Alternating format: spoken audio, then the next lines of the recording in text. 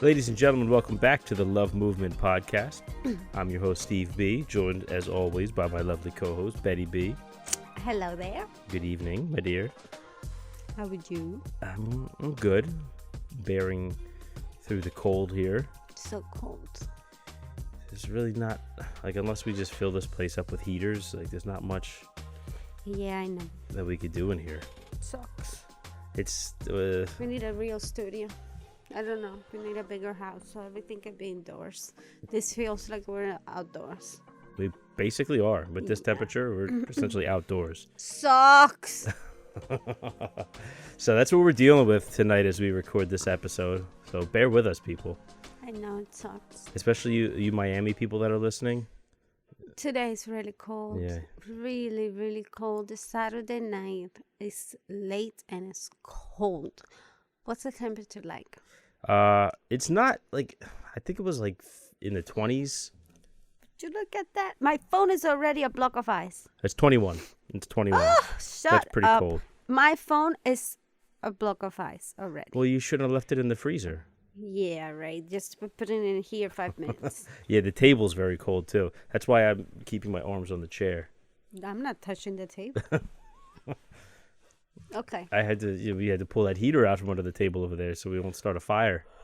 I don't think we're going to start a fire, but you're so paranoid that I just have to go with that. That's a good, I mean, is there... I think it's a thing up here. It's very risky. All heater situations and the old houses and all that. It's very, very risky. Well, I've seen a lot of fires in the news. Yeah. I would say, I guess, because, in Florida, there's no heaters, so you don't have to worry about a fire. And yeah, you're Not right. in the neighborhood, in the town. In this town, we just had a tragic fire. That would be number 2. Because remember the new apartments? They all caught fire. But that wasn't even people living there. That was lucky. Did they? I don't even think they ever said how that, there was, for the listeners, there was a big apartment complex that they were building here, and the whole thing went up in flames. But they didn't ever say how that started, did they? No, I don't think so. Because, there's fires everywhere. I mean, I'm sure there's fires in Miami, but the thing that worries me is, leaving candles lit and these Everybody gets okay. That's a concern for everybody. You don't want to go to sleep with candles all over your house. Mm-hmm. But sometimes you are paranoid about little things like that's. There's no way a fire can start from that. From what?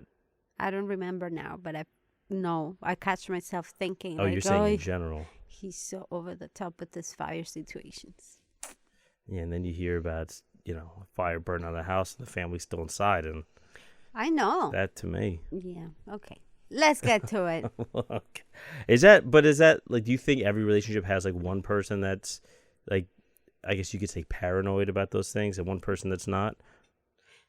I don't think so. I think you're over the top when it comes to fires. I think something happened to you with fires.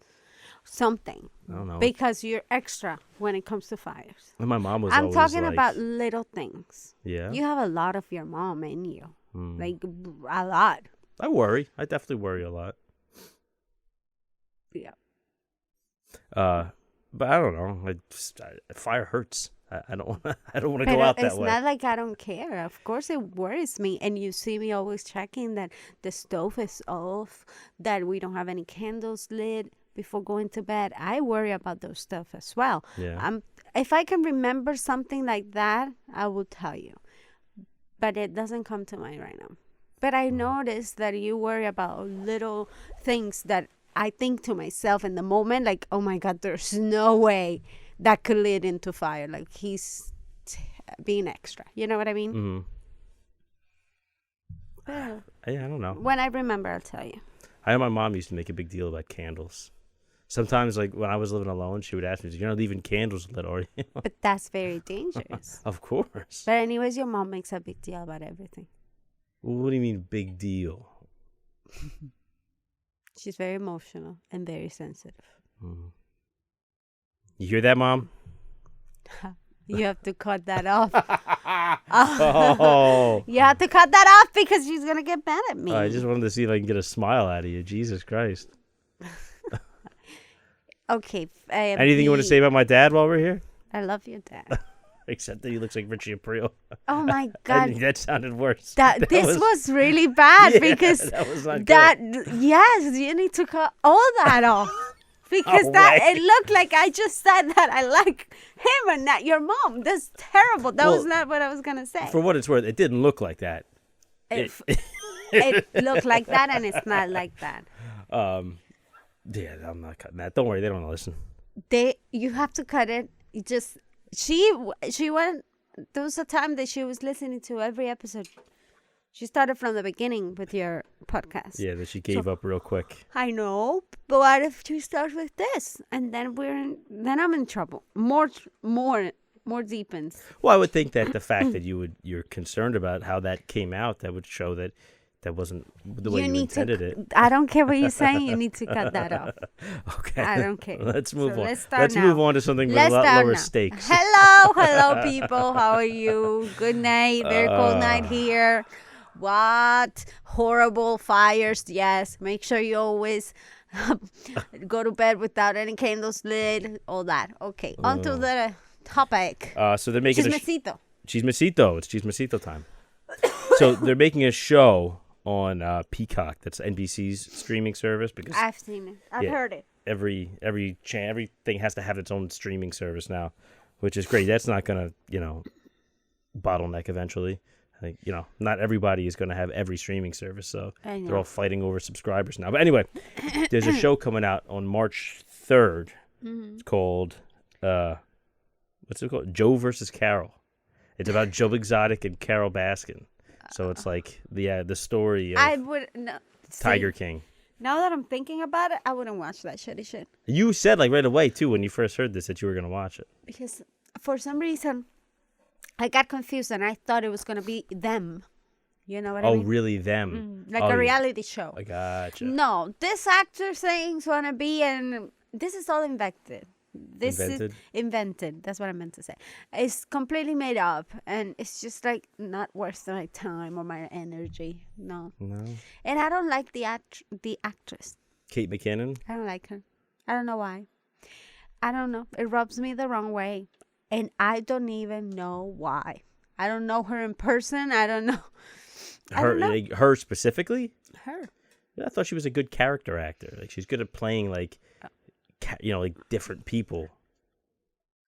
You don't like her, huh? That's fair. I mean, you don't have to like everybody. I feel bad saying it. I don't know why. I'm entitled to my likes and my dislikes. So is everybody. There's nothing wrong with that. Yeah. There's people I don't like. But I don't know her. That makes me feel a little. Yeah. Yeah. It's okay. That happens sometimes. But I mean, I wonder how it's going to be this show, because everybody was, that was like a big cultural flashpoint when Tiger King came out. It was at the beginning of the pandemic. Everybody's home. Everybody was watching it. Everybody's talking about that bitch Carol Baskin. He was cray. Oh no, don't get it twisted. Joe Exotic was a little off in the crazier than a shithouse rat. I know. Sucks. We didn't watch the second season because the second season goes into more detail about like his life and like how he became Joe Exotic. I'm gonna watch it, but the thing is that I feel like I don't have time. We don't to do anything. We don't have time. This is the life of parents. I know. And I wonder about that, like with people like. For instance, shout out to Terry, a buddy of mine from work. He said, did you watch this show? Did you watch that show? I'm like, how the fuck do you have time to watch anything? They put the kids to bed at 8 p.m. And that's it. They get to watch their shows. I mean, we don't have time to watch 1,000 different shows. We're hooked with The Sopranos, and that's what we watch every night. But we do have time to watch that every night. So that's good. We're doing something good.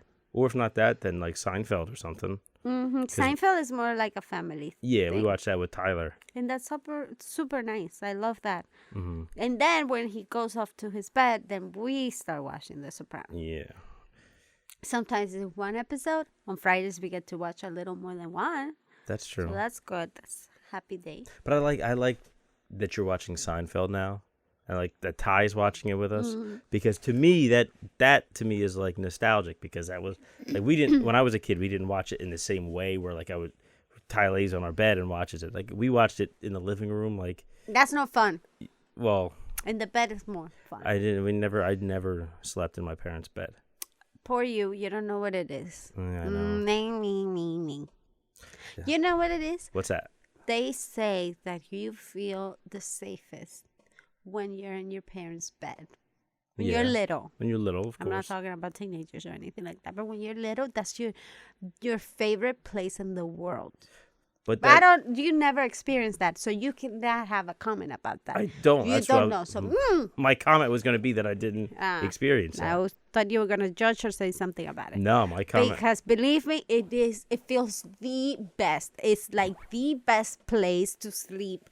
The bed is more comfortable. The pillow, I think it's all in your head. Mm-hmm. But it feels like that for real. Like this is the best thing ever. Sometimes Tyler wants to sleep with me, and I tell him, okay, I'll go with you to your bed for a little bit. He said, no, let's do it in your bed. I like your bed better. And it does. It's something up in your head. Well, even like in his defense, we do have a bigger mattress, better pillows. I mean, there is a tangible thing there. Well, honestly, I like his, what do you call this? His bunk bed? Way better. I do. It's something about it. Well, plus his room is always super hot, so it's very warm. You don't even need blankets laying in there. I know. I love that room so much. When I was pregnant, at the end of the pregnancy, I was sleeping there. Oh yeah, I was sleeping alone. That was the best place ever. Are you guys picking that up? I just said I was sleeping alone. You said that was the best place ever. Sorry. Also, we have this persistent cough that doesn't go away. It's worse for me when it's cold like this. Yeah. You're killing me here. You're killing me, Miles. Miles? Yeah. What else do you have for a chismecito? Killing me. Anyway, I was curious. I wanted to see what you thought about the show, because that was a. I'm not gonna watch. Yeah, that was a 180 you real. pulled on me. You pulled the rug out from under me. Next chismecito was about someone that is very near and dear to your heart. Ana de Armas. I love her. I know. She's very pretty. Anyway, she's Cuban and Spanish, right? Or is she just Cuban? She's Cuban. Oh, because it was She was living in Spain. But she's Cuban and she's very pretty. She was on El Internado. El Internado, yeah. She's very, very pretty. That was I guess, would you call that a novela? It was a novela. Yeah, Spanish novela. It's on Netflix. Yeah.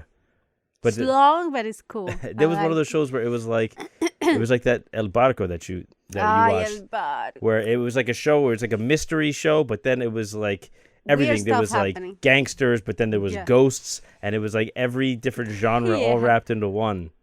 So anyway, so this actress, she was in this film in 2019, I believe it was, the movie Yesterday. So she was filmed, she had a role in the movie, she filmed all these parts, and they put her in the trailer, but then in the final cut of the movie, they completely cut her out of the film. That is so rude. And I mean, listen, that happens, and I don't think that there was like anything personal behind it, but she wasn't in the final cut. But then they have to remove that part from the trailer. And they did not. So there's these people that they filed a federal class action lawsuit saying that they were duped into renting the 2019 film Yesterday because Ana de Armas appeared in the trailer. However, she was cut from the film, and they are trying to sue for deceptive marketing.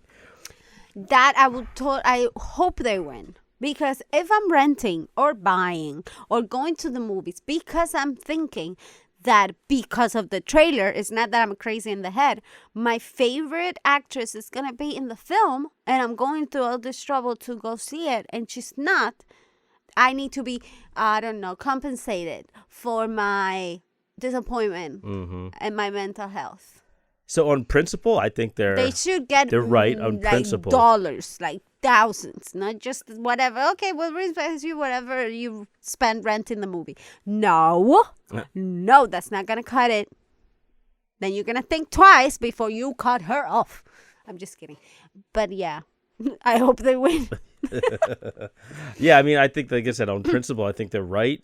But it's like, okay, so you paid $4 to rent this movie and she wasn't in it. Like, I don't think that. I think they could be right. And They were also, doing the wrong thing. Okay, no, I you agree. don't do that. Listen, I'm trying to like thread the needle here. I think that they're right, but I also think that that doesn't mean that they deserve to get thousands of dollars, in a lawsuit. Why you're doing something wrong? I think that what should happen is the film company or whoever should be, You imagine if they send her, let's say there's 10 people. I'm just saying 10 people. It could be thousands of people. They send him, okay, I'm so sorry for that. Let me send you everything that we cut off from the movie. Here are the parts. Yeah. Go see it. Just send her the director's cut. Exactly. And that's it. I mean, realistically, that would technically make them whole again. They do that. They just get a bonus. But They get bonus features. That's what they're suing They're for. doing the wrong thing. Yeah, I guess so. That is stupid, though. Because if you add up, if it's 3 people, okay, it doesn't make sense. But if it's 1,000 people that are going to or are renting your movie because of her, you are making money off something that is not there. I agree. And that's what I said. Like, I think they're right on principle. Especially considering, like, she's a popular actress now. Like, they're banking. They're right all around. Yeah, they're banking on this person's star power. Exactly. And then she's not here. We gotcha. Sorry. Gotcha. Yeah. It's just weird. It's one of those things. It's like, okay. It seems like something very, trivial and small. Maybe they're doing it for the money. Maybe they're saying, hey, maybe there's an opportunity to make money. Let's all get together. Let's sign this petition. Yeah. I mean, or whatever. I don't know. What kind of time do these people have that they can file a class action lawsuit? I'm sorry, but fans, do you know what that word means? Fans? Fans. There's people that... you need time to be a fan. I'm not a fan of anybody because I don't have the time to follow them.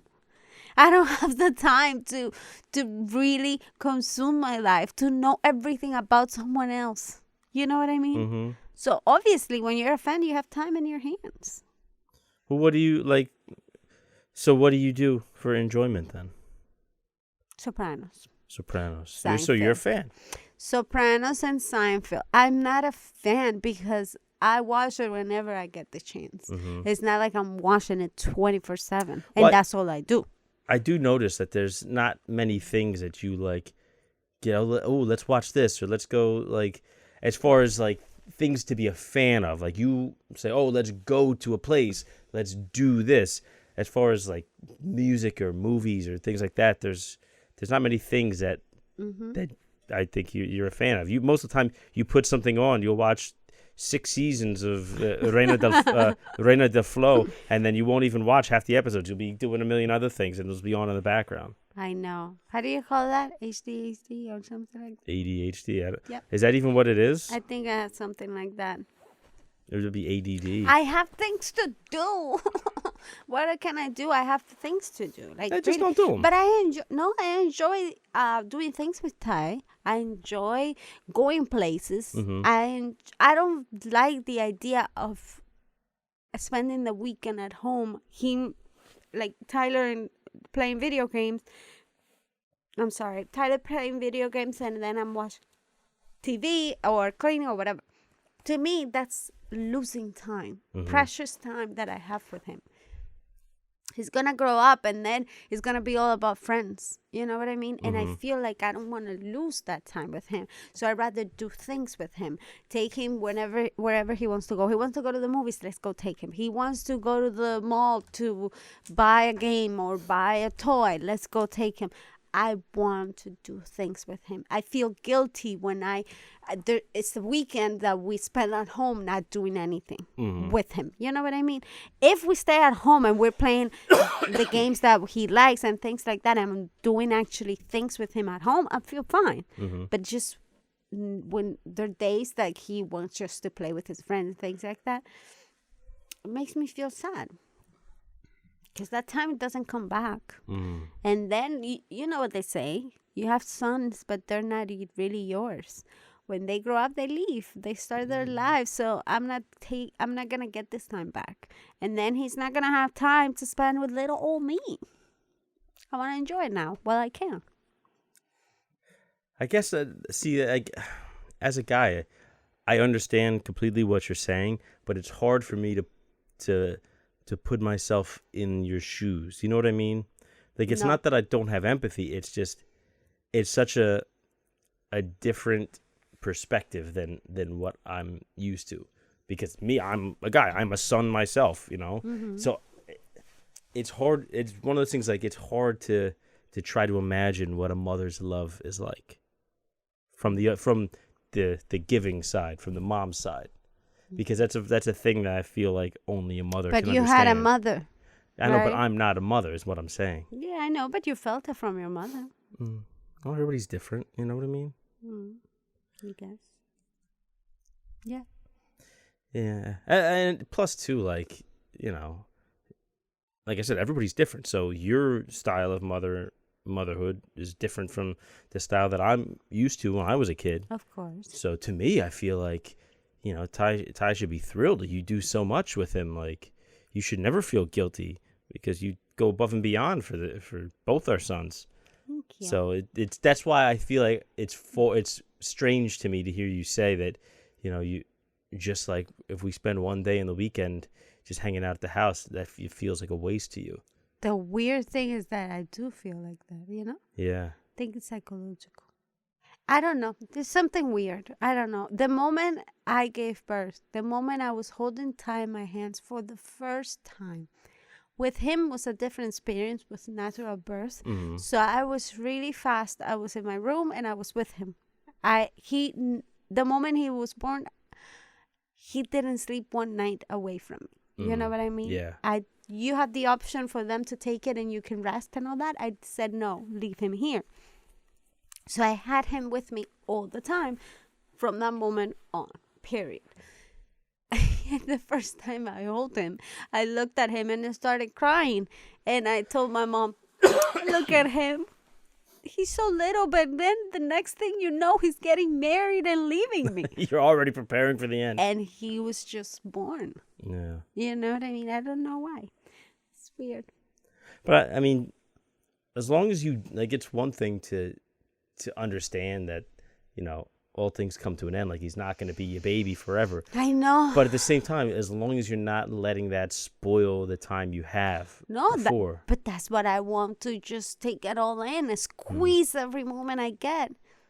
Because I know he's growing up so fast. Yeah. And things are changing slowly, but I see the changes already. He's, like, more mature. That sounds weird because we know how childhood is. But little things that you start noticing, like right now when he goes to boxing, his socks have to be black, no character socks anymore. Oh, yeah. That was big for me. Like, what? I just got you the Sony socks. They were so cute. And now he's telling me, oh, I love them, but just for the house. You know what I mean? Like, he's changing. Get ready. He's getting his own personality. When they're little, you're looking at them and you're saying, oh, he's such a happy boy, so nice, so sweet. But now they start being independent. They're going to start thinking differently. They're not going to see things the same way I see them. Mm-hmm. Everything is not going to be as easy as it was at the beginning, because when they're little, they just go with whatever you say. This, that, okay, it doesn't matter. Now I know what I like. I like this. I don't like that. Now they have more willpower. Now they have different things. You know, what the friends are saying in school, what the friends are doing. I want to do it. So now it's conflicting because you're the mom that think different. And before, he would say yes. Like, oh, why? You were not like that before. You know what I mean? You think all these things. But then I listen to myself and I have to take a step back and think, he's an individual. Period. He's independent. He's another human being. He's not going to think like me. He's not going to see the same things the way I see it. He's not going to react to things the way I want him to react. So I need to think of these things before I react, before I talk to him. Because if not, that's going to make our relationship harder. Yeah. Now in teenage years. And it's hard. You It's know what I hard mean? to hold yourself back in the moment. Yeah. You know, because sometimes like, you just react like it's Like, what? for lack of a better term, it's your natural reaction. That's just what happens. So it's very difficult to really have the presence of mind to measure yourself. Yeah. So you started picking up on these changes, and I like that I talk to him, and he listens. Sometimes. There are times that he's in a bad mood, that he doesn't want to stop playing video games, blah blah blah, and you think he's not listening, but he's really listening. When everything stops and everything goes back to normal, he comes back, and you notice that everything you were saying stayed. At least 60% of what you said stayed. You know what I mean? And that's enough for me. Like, he's a really good kid. You know, it's going to be an even bigger like shift in the terms of him growing up when he has his own like social media accounts. Yeah. And you start seeing the stuff that he posts, because that's gonna and not only that, he's gonna start seeing how people react to things he said or he posts or things like that. And the world is not always kind, you know. I was like, that's such a weird thing too, because our generation, we're the first ones to have social media. You know, like we came up since. Still feel like there's a lot of us that don't know how to use it yet. Well, yeah, I mean, there's still a lot that just never kind of got into it or still aren't into it. Yep. But for the most part, like us as millennials, because we're on the older side of millennial, we grew up without the internet and with it. And we came up at that prime age for social media's birth, like MySpace to Facebook to Instagram and so on and so forth. Yeah. And we're going to be like the first parents to be like literate in social media, like you see, because our parents, that's like crazy. They don't know. If they have anything, later. they barely know how to use it. I know. You know. Then you know what I like too? I like that they're signing their comments. Yeah. I like that Tyler asks questions. And I feel like if he's asking the questions, he's ready to hear the answer, right? If not, these questions wouldn't generate in his mind. Anyways, I heard that from a psychologist. They say that if the kids are asking the question, they're ready for the answer. For the real answer. Yes. If not, their brain wouldn't generate that question like that. You know what I mean?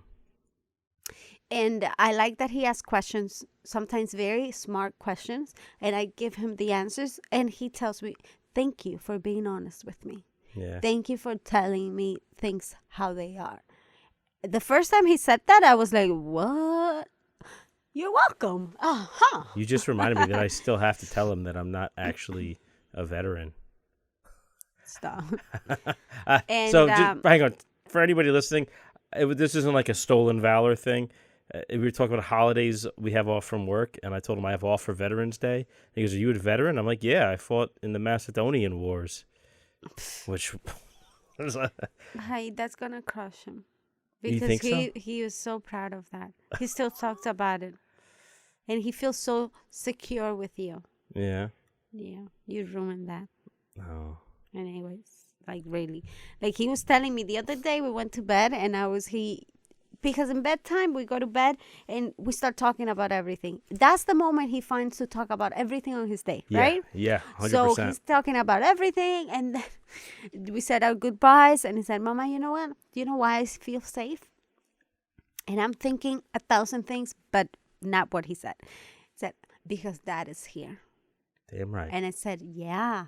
He said, because he went to war and he fought people and I was, what? I told him I killed 21 men. And I said, what? He said, yeah, he can protect us. So what are you talking about? Like, remember that he went to the Macedonian War? And I said, oh, I'll talk to your dad about that. He said, okay, so I'm good. And he feels so secure. And so protected. And I don't know how to That's just had to be you. I don't know how you're gonna say it. I have to and figure it's that rude. one out. And I've told you 1,000 times not to play like that, but you don't care. I've told you 1,000 times not to joke like that because number one, you complain about me that you don't know when I'm joking. When you joke, you're dead serious. I sometimes don't know that you're joking. Imagine our kid. Tyler doesn't have a clue when you're joking, and I tell you, he doesn't know you're joking. He doesn't know you're joking. You have to stop joking like that because he doesn't know. And what do? You keep joking. I don't know what you're going to do now. I know. It was one of those things. That's going to break his heart. It was funny in the moment. Like I laughed. Your dad laughed. Even you laughed. But then to see that. But to see how. To see his reaction like that. To see how proud he was. Yeah. Now you better list yourself and go to a war and win. Just kidding. That's not something to joke about. That's so rude and disrespectful. I don't know. But the thing that was the joke was the fact that the Macedonian wars were hundreds of years ago.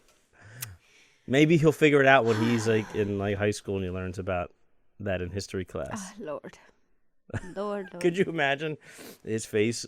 He's sitting there gonna be freshman year and think, Macedonian. my dad. I thought my dad didn't lie. How are you gonna feel about that? I don't know. Any more chisme? Yeah.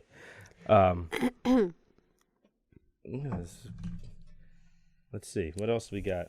Oh, here. So this is another sad week. If more people passed away in the new Louis Anderson, the comedian and actor. He used to host Family Feud. He was a stand-up. He was on the hit show Baskets on FX. He passed away. Also, singer Meatloaf, who you know as Bob. I don't know anybody. Big Boot Bob from Fight Club. I don't know anyone that you have mentioned. Yeah. But I'm sad. I feel sad. Meatloaf passed away and has a battle with COVID. So this article caught my attention. So Weber Grills, it's a grill company, they make barbecues for your patio. They online they post recipes every week. And I guess someone really didn't think about it because this week, the same week that he died, Weber decided to post a recipe for barbecue meatloaf. Oh. And there was a bit of a backlash over that, so they had to apologize. The guy is not a meatloaf. People are too sensitive. It's to the extreme. The guy was not a meatloaf. Yes. We're not frying him or not cooking him in the oven. Oh, we're aware. And I don't understand how that's disrespectful. Please excuse my ignorance. Maybe. My ignorance. You can't see your face through the recording. I did that on purpose. Yeah. But I don't know. Here's another thing too. People say there was a backlash. What does that mean? Was it a national uproar, or was it 4 or 5 people on Twitter left nasty comments? Imagine. I'm sorry. Imagine if your nickname is Burger. We're gonna talk about burgers the day you die. That doesn't make any sense. Well, I mean, what type of nickname is that? Meatloaf. That was his artist name. That wasn't a nickname. Well, that was not a I'm sorry. Maybe I'm not being sensitive now. Maybe. That's very weird. It's really weird to me. It was a Grammy. I think you. I'm sorry. We're gonna just put a pin on that. We're gonna come back next week to talk about the meatloaf. I don't think it's appropriate to cook meatloaf this week. Rest in peace. What was his real name? I don't know. Actually, I don't know anybody. I have no idea what his real name was. That is sad. But it has nothing to do with eating meatloaf. The whole idea is that it was just you could have just done that a different week. It's maybe whomever is in charge of that is like me that had no idea that someone like that existed. It's possible. Could be. Not everybody's familiar with Bat Out of Hell. You ever hear the song, I would do anything for love, but I won't do that. That's Meatloaf. Meatloaf? Yeah. Oh, Meatloaf, I'm so sorry. Jesus Christ. Okay. Why don't we get to our main topic? Shoot. Okay, you ready? Yeah. You sure you're ready? Yes, I'm ready, Freddie. This is kind of related to what we were talking about a little bit with social media. So, how much is it appropriate to put personal business online? And what type of things are or aren't appropriate? And the reason I ask, another thing that we didn't get into in Chismecito was the whole Britney Spears drama, and her and her sister beefing back and forth. And it's like, don't you think this is a little personal to be airing out online, like on Instagram? Maybe that's the only way they talk to each other. Well, yeah, I mean, it seems like their relationship has soured quite a bit since, Britney had their conservatorship for all those years, like 13 years. But yeah, this is something I see a lot too with, definitely with older generations. But then even with people our own age and younger, like getting into beefs online and stuff. And it's like, why? So it's complicated because you want to say, why do you want to do that online for everyone to see? But at the same time, that's kind of exactly what social media is for, right? I mean, we're not just sending DMs all the time and sending private emails. Like, we're posting things on social media. I think social media is as open as you want it to be. I think it's just personal decision. I don't know. To me, honestly, I don't like... I mean, there was a time that at the beginning of all this MySpace thing, it was used for a lot of subliminal messages. Like, I will put this song on, like, when you were into the person's page, you see all the themes, the colors, the songs. This song really encapsulates who I am as a person. No, Listen to the words. The song will send messages. There were times that you will set the page specifically for your crush, or for someone that left you, or for someone that you're missing. But that person will go into your page and know exactly that was for them. You know what I mean? I'm not saying it, but you know it, and I know it. Or it'd be someone else thinking it was for them, and it really wasn't. Probably. And then you go back to their page, and there's the reply to your song. You know what I mean? Like, songs talking back and forth. Yeah. So, but that was when we were in high school. Who were just out of high school. Out of high school, yeah. But 18, 19, very young. Then we moved to Facebook. In Facebook, there were arguments. Yeah. We will fight in the pictures. People going into political and existential debates. Forget about... that's too deep for my time. When I went to Facebook, we will fight because I will post... Let's say I post a picture with so-and-so. We were out and we left out to invite some other friends. Like, then the fight will start in the comment of that picture. And then there will be a lot of people involved. And they will all fighting. And then it starts the groups. Now, so-and-so are with this girl. And so-and-so are with me. And we are fighting them. And them fighting us. And we will say terrible things to each other.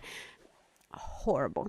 And everybody that had nothing to do with anything, reading everything and laughing at the situation. Well, that became the meme. It's like, people would be, arguing and stuff. And then somebody would just randomly come in and say, oh, I'm here for all of this. And have like a popcorn emoji. Like they're sitting there watching like it's a movie. Exactly. So I went through all those phases. But to me, that was that. Just a phase. Then I learned so much that there's no need for that. Of course. We don't need to make all the business public. So what I started using, I stopped using Facebook. I use Facebook for the memories. I love the memories. And sometimes I see people from Cuba or other friends that live out of the country that I stay in contact with through Facebook. But that's about it. We DM each other and sometimes I see a comment here and there. But if you look now into my Facebook, everybody's like my mom's friends and my dad's friends commenting in our pictures, but not really us because I don't use it. The pictures that show up in Facebook are posted in Instagram. What I'm currently using is Instagram. And I like Instagram because it's only pictures. There's still people that fight there's through still Instagram. Comments. But I've never had an issue. Like, I don't go through that. I remember one time, after this Facebook phase, everything was smooth, no issues, no drama, nothing. Then one day I posted something in Instagram and a fight blew up. I was not involved. There were two teams Oh, fighting I remember over this. a picture of you. Yeah, over me. Right? Yeah. And I thought that was so childish, such a bad taste in my mouth. Yeah. It was such a terrible experience. I just removed everything that caused that, and that was it. But I didn't engage. I went through private, and I said, why are you doing this? I tried to find the root to the problem, but in private. There was no need for that. Like, social media for me is for pictures. I like the idea that I'm putting everything in the cloud.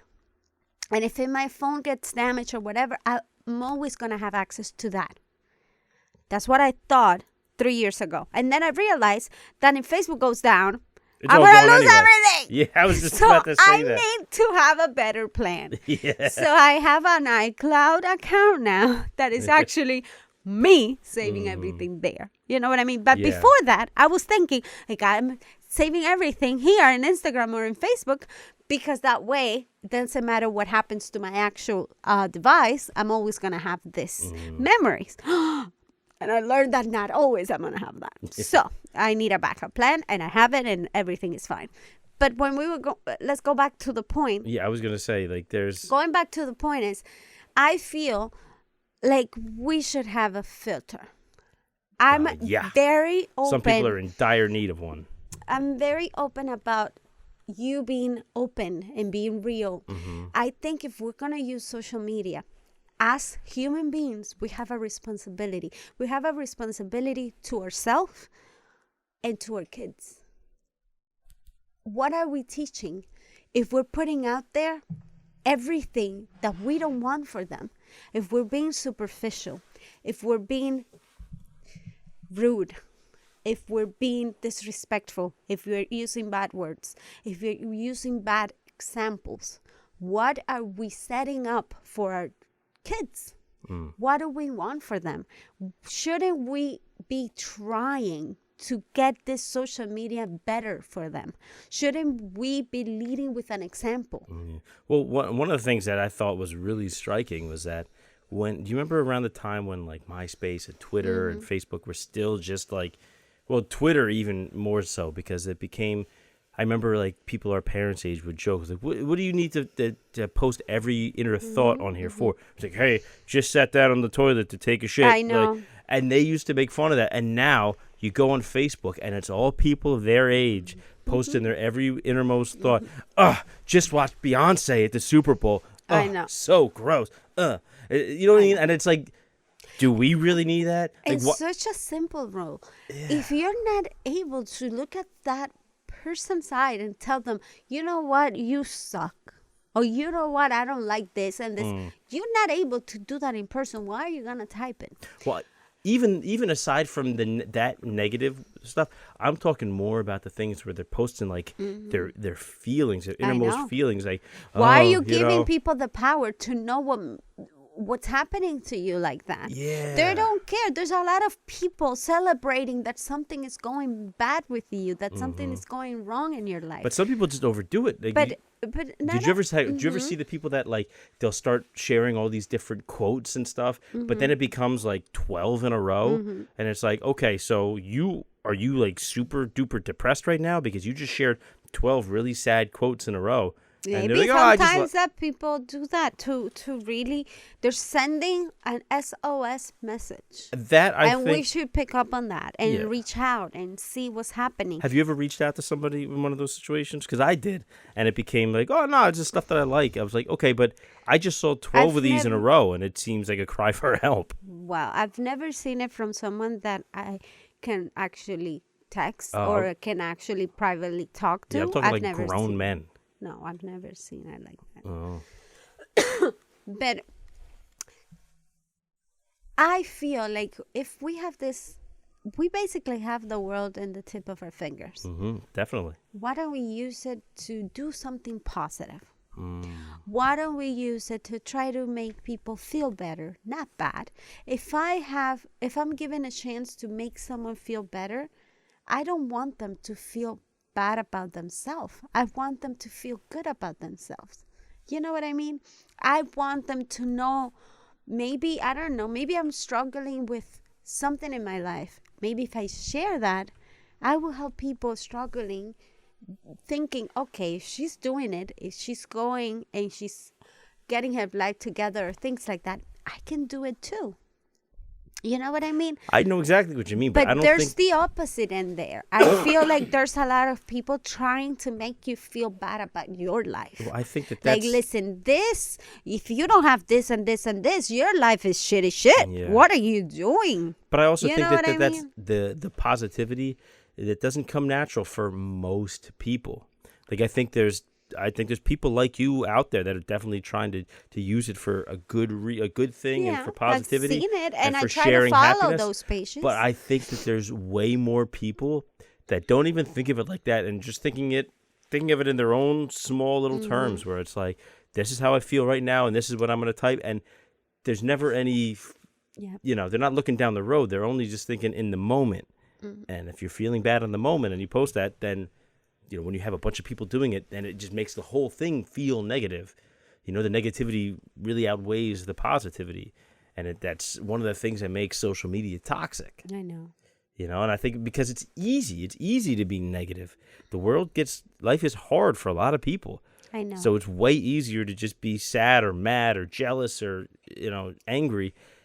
And it takes a lot to be positive. And I've heard people that they're stopped social media because it puts them, like, in their head, they take them to the wrong place. Absolutely.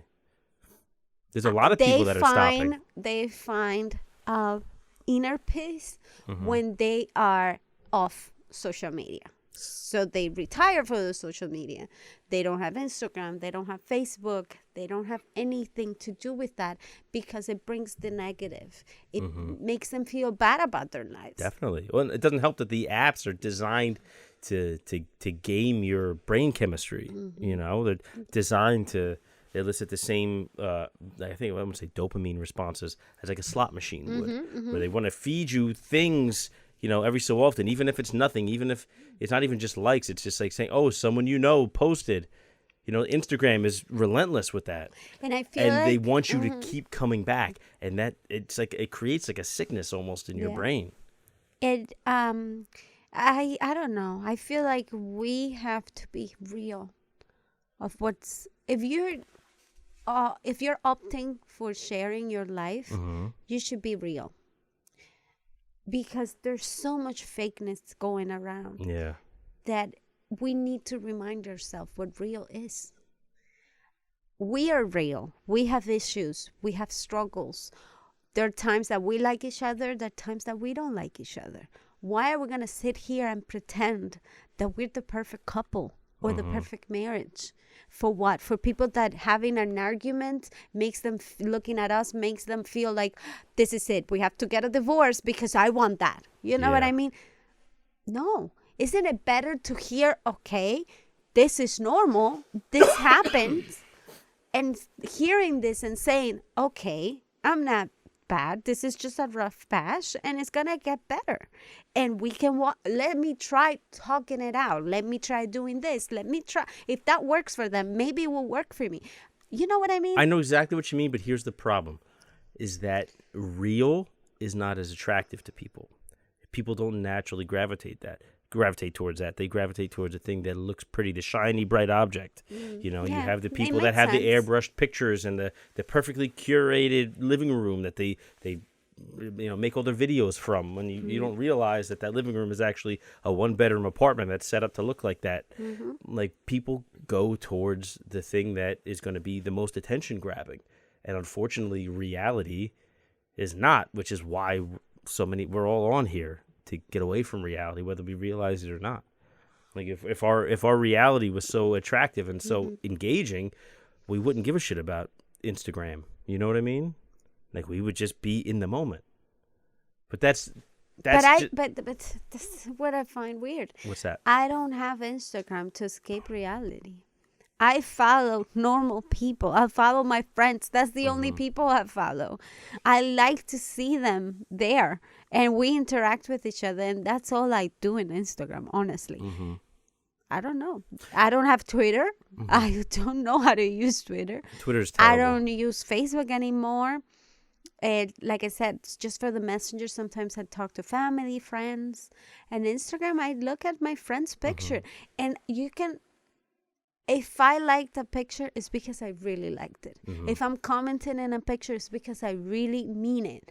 I don't go around just liking because that's what people want, or that's what they, you know what I mean? Yeah. And if I'm sending you a message, it's because I felt like I want to reach out to this so and so. I miss them, or they were such a great friends, and now we're not connected anymore. I have friends from high school that they were the best friends ever, and we just after high school we were on separate ways, and we never saw each other. And now I find them on Instagram, and it's amazing to see them again and to reconnect and have a little conversation. And to me, that lights up my day. Yeah, it's nice to see people that moved away or went their separate ways, and just and feel like you knowing still that they're doing good. They got married or this and that. But even more so, just knowing that they're there. They never really feel totally gone that way, which is a very nice thing.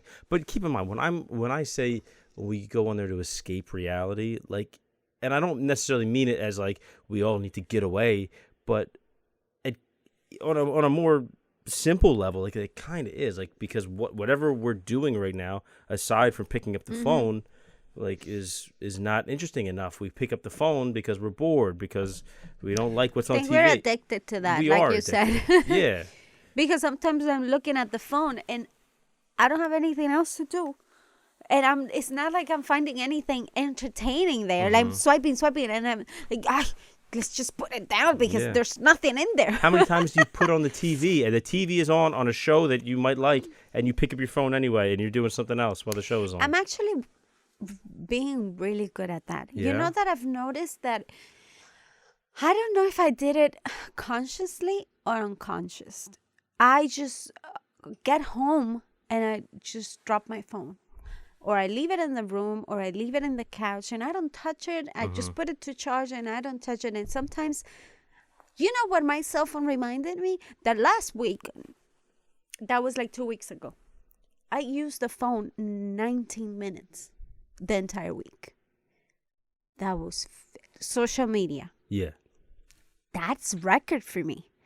I took a screenshot of that, and I sent it to Charlene. Because that was like, what? Only 19 minutes in the entire week. 19 minutes on social media. In social media. Yeah. I talk to you every day. You talk to me, you talk to your friends, you text and do the voice memos and stuff. Yeah. But social media. Yeah, no, that's great. That to me was like, what? I'm doing such a good job. That is good.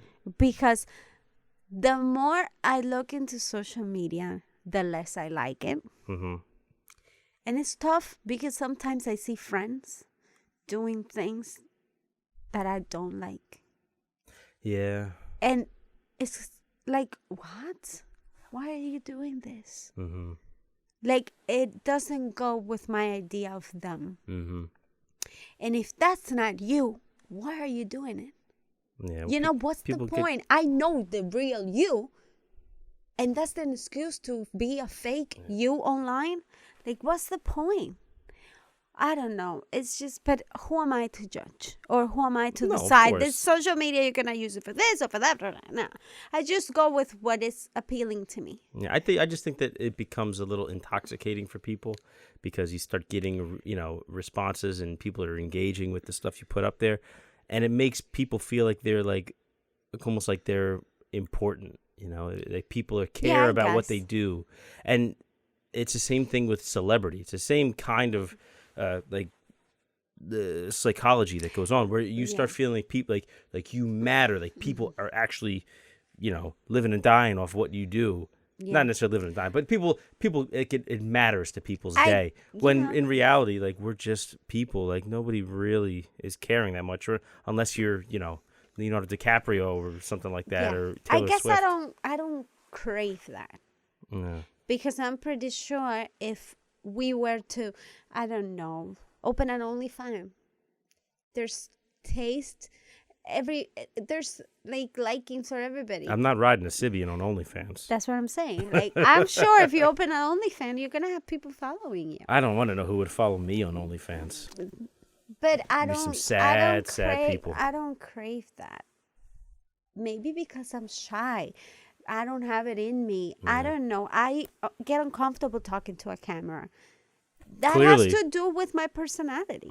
You know what I mean? But there's people that are doing amazing because they're so good with when they have a camera in front of them, they light up. Yeah. They have this amazing personality, and that's awesome. More power to them.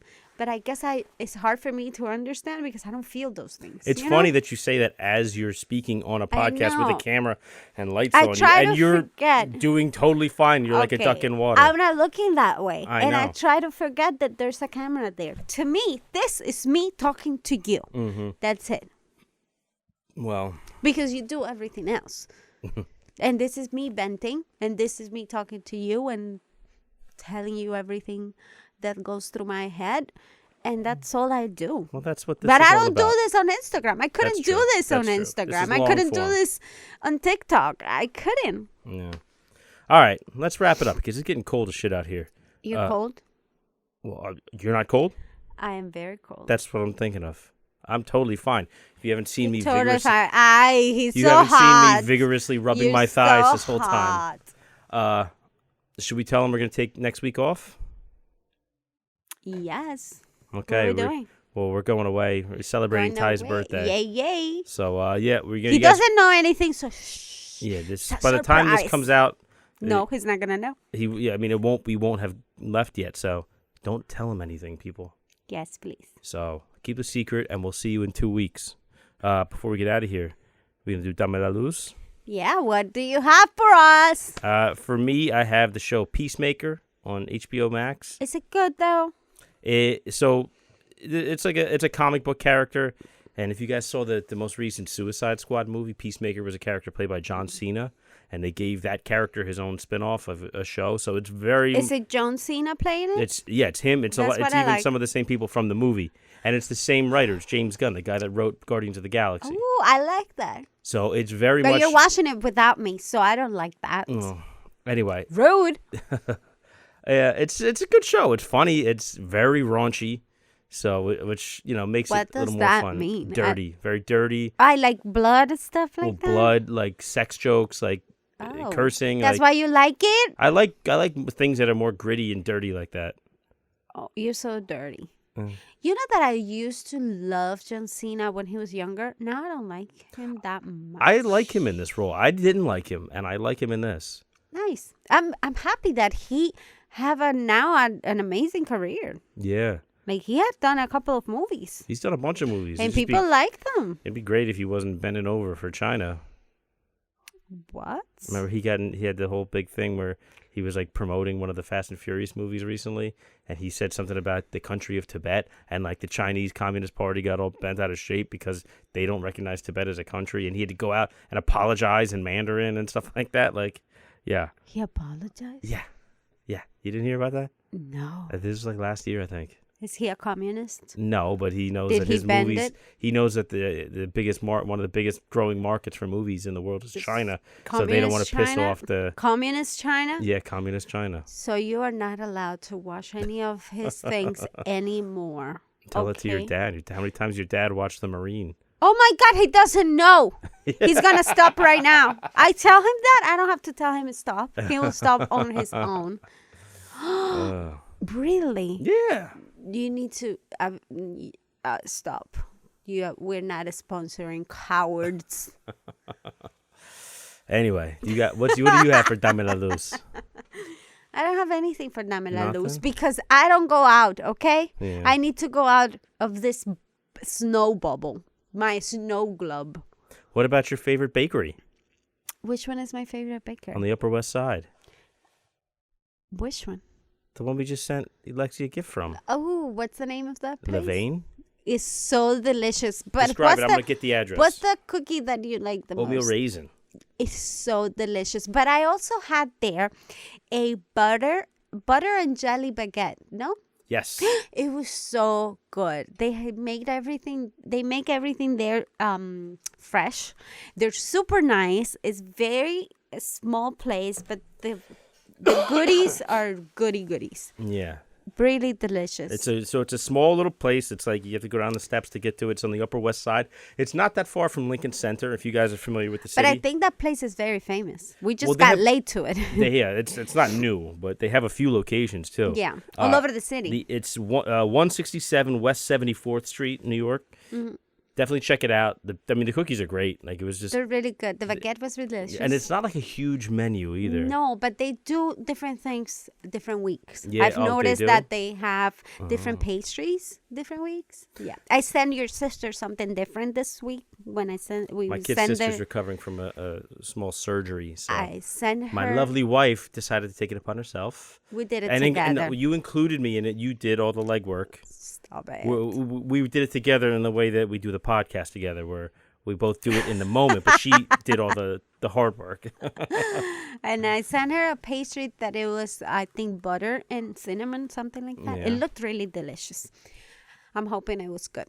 Well, we have to try when we go into the city. Shout out to Levain Bakery. Levain, Levain Bakery. I thought it was Levine. Close enough. All right, so we gave him the light, babe.